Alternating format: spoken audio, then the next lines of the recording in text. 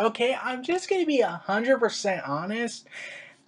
I really honestly don't care about Nikki Bella's title reign. Like, it had its moments, barely, but mostly it's been a low point, and I really don't know what to make of this. Like, this is the most confusing Divas reign I've seen yet. Like, AJ Lee's Divas reign was more reasonable. Like, she wanted to prove herself to be the best and whatnot, and also prove that women were not just 5-second matches, pretty much.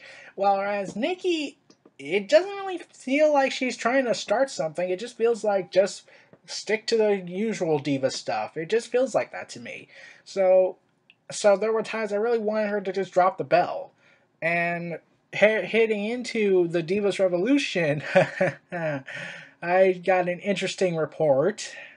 According to various sources of Wrestling Zone, WrestleZone, What Culture, and Daily Wrestling News, that a certain boyfriend of Nikki is responsible for her current long reigning title reign and was originally supposed to lose that belt to Charlotte in the Divas Revolution the moment she made her debut. Huh. And if you're not knowing who the boyfriend is, I'm talking about John effing Cena. Yes, John Cena is hereby responsible for Nikki's current title reign still being this long. Because the original plan heading into the Divas Revolution, and I'm pretty sure Triple H and Stephanie McMahon thought of this idea, was to have Charlotte come in, take the Divas title from Nikki the same way Paige took the title from AJ Lee the night after WrestleMania. But Cena came to Vince McMahon and said, I really think my girlfriend shouldn't lose that belt. Can you make that happen? And Vince is like, John Cena, you run this place, and I love you, man. So yeah, you can do whatever you want. You're the face that runs this place. So, and here I'm thinking it's like, oh my god. And like, and people say John Cena doesn't have an ego and doesn't have a say in the creative team. You silly kids. Like, my god. Like, this reign just got worse. Like, from that one report, that her reign is just an excuse for AJ Lee's reign to be broken. Because God forbid you can't have historical accuracy. You need everything be current up to date. Like, there's no such thing as history to WWE. So basically, everything AJ Lee did was irrelevant to them since she retired undefeated at WrestleMania. A forbidden thing, apparently.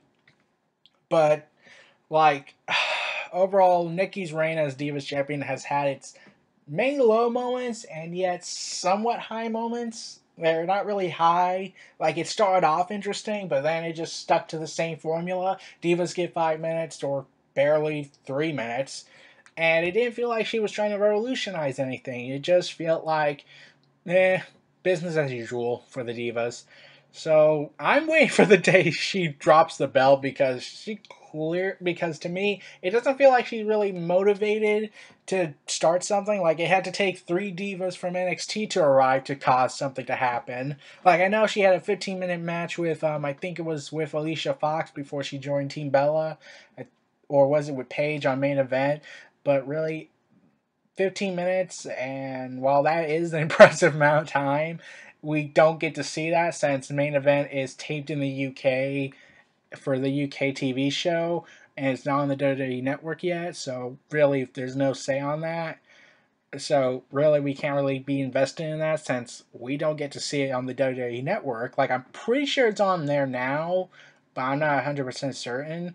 So, and she went on Twitter and said she hoped for the more divas to get more time, but that would take 3 months later for the Divas Revolution to begin. So there's that. So, like, yeah, that's my honest thoughts about Nikki Bella's title reign. This was Neo Reality Entertainment. Feel free to like, comment, subscribe, and donate, and stay tuned for more.